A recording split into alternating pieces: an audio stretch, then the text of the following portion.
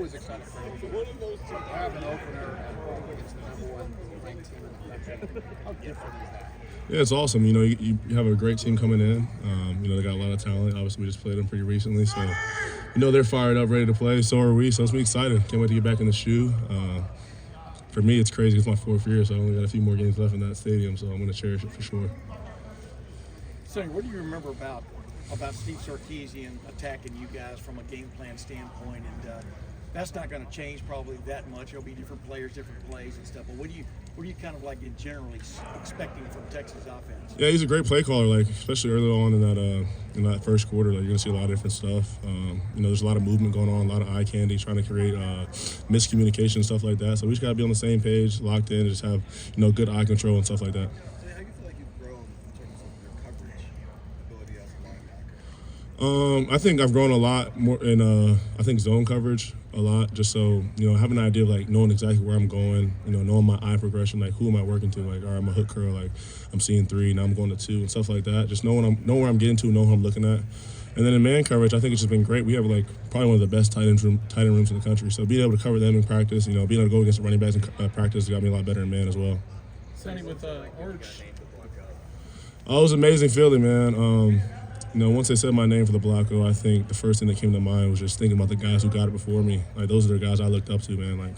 Freshman year was Bab, next year was X, and then obviously last year was Cody. Those are my guys. Those are the guys I wanted to be like. So, to be able to put on that same number as them, it's definitely an honor. What's the response? Because you're a hometown guy that you're in Columbus and now you get to rock that Blocko? Yeah, it means a lot. Obviously just, it's a dream for me to be in the scarlet and gray. And, when you wear that Blocko, that means you're representing everything what a Buckeye's supposed to be. And it's always been my dream, so I'll take it with a huge honor. Hey, Sonny, with Responsibility of wearing the Blocko, how do you see that as what you're supposed to do? I would say just setting an example for what it's supposed to look like. The way you treat people, how hard you work, the way you prepare and things like that, the way you, carry yourself around the building, the way you treat the people upstairs in the kitchen, just kind of person you are and how you treat people. It's a lot bigger than just being a football player. Obviously, you want to be you're a leader on the field and stuff like that. But for me, I think it's just the way you carry yourself on a consistent basis.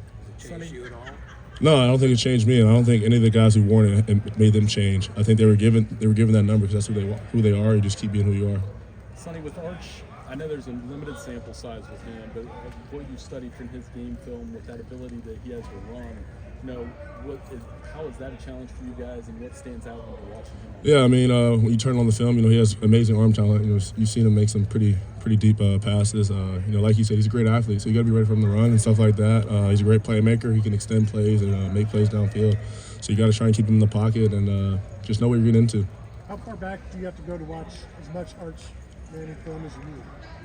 You can go back to, I think his first game was against a non-conference team, I think, and then he had a Mississippi State game, and he had a few other games where he got subbed in. Is there enough Texas film? Is there enough film of him at Texas for you guys? Yeah, you got what there is on film, so you kind of just work with that, and then you kind of just try and have an idea what you're preparing for him. We know what he's capable of. Were you on the field when he went in last year? In the Cotton Bowl? Yes, I was on the field. What were y'all telling yourselves? Hey, Manning's on the field. What was the? Yeah, he's on the field. He's an athletic quarterback. Short yardage thing, probably QB run. So that was kind of the idea that was coming in. And then he did. What do you learn about a defense in week 1 that you can't know during the preseason? Say that again. I'm sorry. What do you learn about a defense during week 1 that you can't know during the preseason? I think knowing how you're going to respond to adversity in the real heat, because it's practice. They score in practice. It's a little different when they score in the game. The score goes on the board, you run to the sideline, stuff like that. So just seeing how you're really going to respond in controversy. And I think we're battle tested. We're ready. Obviously the real test is in the game, but I think our guys are ready. I think we're one group. We're together, and we know how to respond. People say with good coaches, they say that you give them a lot of time to cook something up, watch out. How do you think that applies to your new defensive coordinator? Yeah, I think Coach Fisher is obviously a seasoned coordinator. He does a great job. I think you can expect him to have us in places to make plays.